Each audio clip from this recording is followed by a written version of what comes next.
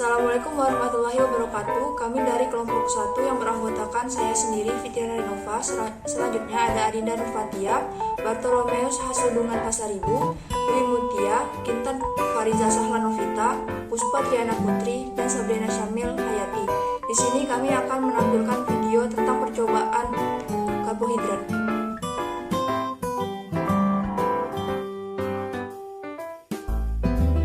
Karbohidrat adalah salah satu zat gizi yang diperlukan oleh tubuh manusia untuk menghasilkan energi. Karbohidrat terbagi menjadi 4 golongan, yaitu monosakarida, disakarida, oligosakarida, dan polisakarida. Pertama, monosakarida. Monosakarida adalah karbohidrat yang tidak dapat dihidrolisis karena hanya memiliki beberapa atom karbon. Kedua, ada disakarida. Disakarida ini adalah karbohidrat yang terdiri dari 2 unit gula atau 2 molekul monosakarida. Ketiga, ada oligosakarida. Oligosakarida ini adalah karbohidrat yang memiliki 3-10 molekul monosakarida dan digabung dengan ikatan kovalen. Keempat, polisakarida. Polisakarida ini adalah karbohidrat yang mempunyai lebih dari 10 unit monosakarida dan diperoleh dari hidrolisis. Polisakarida yang memiliki satu macam monosakarida disebut homopolisakarida, sedangkan polisakarida yang mengandung senyawa lain disebut heteropolisakarida. Video kali ini menjelaskan beberapa uji pada karbohidrat, seperti uji Tollens, uji Fehling, uji Seliwanov, uji Molis, dan uji iodin. Pertama itu ada uji Tollens. Uji Tollens ini dilakukan dengan menggunakan reaksi Tollens. Reaksi Tollens ini dibuat dengan cara mereaksikan perak nitrat dengan larutan amonium hidroksida. Reaksi Tollens pada tabung reaksi akan membentuk lapisan tipis yang menyerupai cermin pada bagian bawah tabung. Hal ini dikarenakan karbohidrat dioksidasi menjadi asam monat yang kemudian akan membentuk garam amonium. Sedangkan reaksi Tollens itu akan direduksi sehingga akan melepaskan logam perak yang dapat melekat pada bagian bawah tabung. Selanjutnya yaitu uji Fehling. Uji karbohidrat, metode Fehling digunakan untuk menganalisis karbohidrat pereduksi. Karbohidrat monosakarida dan disakarida positif terhadap larutan Fehling. Uji Fehling dilakukan dengan cara menambahkan reaksi Fehling yang terdiri atas larutan Fehling A, yaitu larutan CuSO4, dan larutan Fehling B yang terdiri atas KNA tartrat dan NaOH ke dalam larutan. Sebanyak 2 ml larutan sampel dimasukkan ke dalam tabung reaksi yang telah diletakkan di rak tabung reaksi. Larutan Fehling A dan Fehling B masing-masing 2 ml ditambahkan ke dalam tabung reaksi. Setelah itu, larutan NaOH 10% sebanyak 4 tetes ditambahkan ke dalam tabung reaksi, kemudian dipanaskan sambil digoyang-goyang. Diamati perubahan warna yang terjadi pada larutan. Reaksi positif dari uji Fehling adalah adanya endapan merah bata. Dalam reaksi ini, ion Cu2+ direduksi menjadi ion Cu+, di mana dalam suasana pH basa dapat diendapkan sebagai Cu2O berwarna merah bata. Selanjutnya ada uji Seliwanov.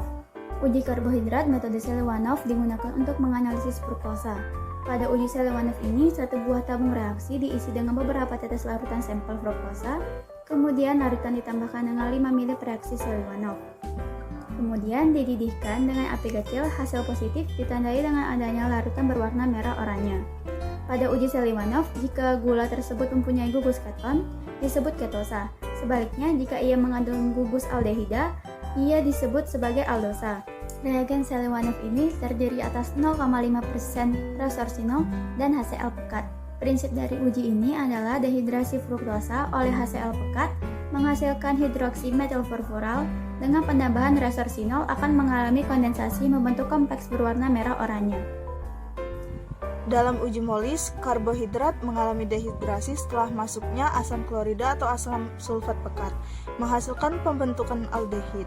Aldehid ini mengalami kondensasi bersama dengan 2 molekul tipe fenol seperti alfa-naftol, resorsinol, dan timol, menghasilkan pembentukan kompleks berwarna ungu atau ungu kemerahan. Dalam uji iodin, reaksi kimia yang digunakan untuk menguji keberadaan pati atau iodium. Pada reaksi anion triiodida langsung menghasilkan warna biru kehitaman yang pekat saat bersentuhan dengan pati.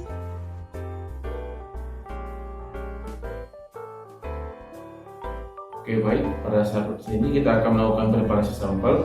Untuk sampel bisa dilihat ada gula, air putih untuk mengeluarkan gula, air putih untuk belangko, wadah untuk tempat peletakan oatmeal dan juga oatmeal sendiri. Untuk reagennya kita menggunakan larutan iodin atau betadine. Pertama-tama dalam larutan gula kita akan mengeluarkan gula terlebih dahulu. Untuk jumlah pengeluaran gula itu tidak diperhitungkan karena kita melakukan uji kualitatif.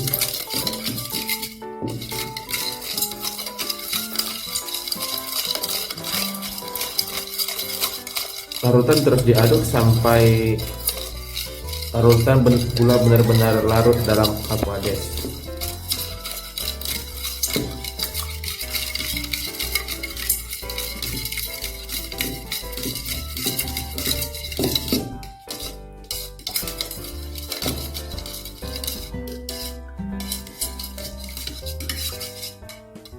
Lihat, larutan gula sudah terlarut. Selanjutnya kita akan melakukan preparasi di bagian oatmeal. Kita akan menghaluskan oatmeal menggunakan blender.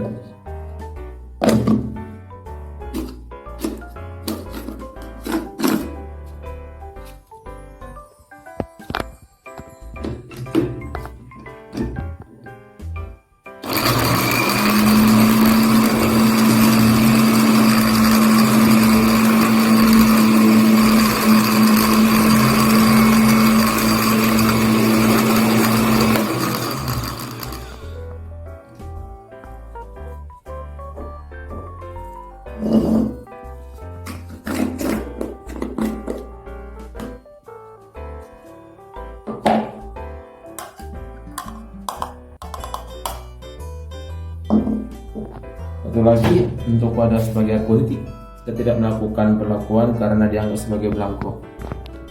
Sampel pertama yang akan diujikan pada uji karbohidrat ini yaitu larutan gula.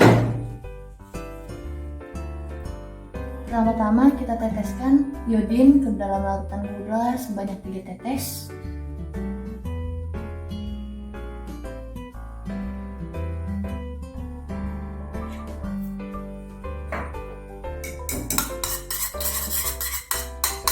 Bisa dilihat hasilnya.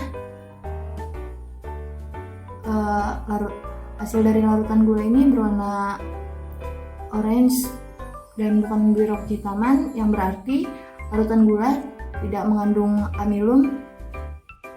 Sampel kedua yang akan diuji cobakan yaitu sampel oatmeal. Prosedurnya sama seperti larutan gula, diteteskan iodin sebanyak 3 tetes.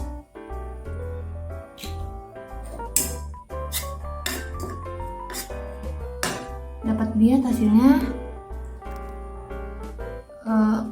berwarna biru kehitaman yang menandakan oatmeal mengandung amilum. Sampel ketiga yang akan diuji cobakan yaitu air putih yang digunakan sebagai belangko.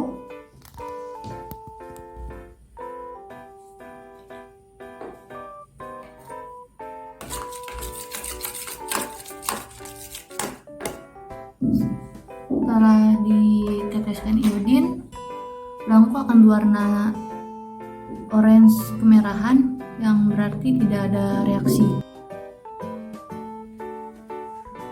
Kesimpulan dari uji karbohidrat ini pada larutan gula tidak menghasilkan reaksi karena larutan gula tidak mengandung amilum dan dapat berikatan dengan iodin. Sedangkan oatmeal menghasilkan warna biru kehitaman yang menandakan adanya amilum karena dia dapat berikatan dengan amilum. Sedangkan belangko sama seperti larutan gula tidak ada reaksi juga. Baik, itulah video hasil dari percobaan karbohidrat dari kelompok kami. Apabila ada kesalahan kami mohon maaf. Sekian dari kami. Wassalamualaikum warahmatullahi wabarakatuh.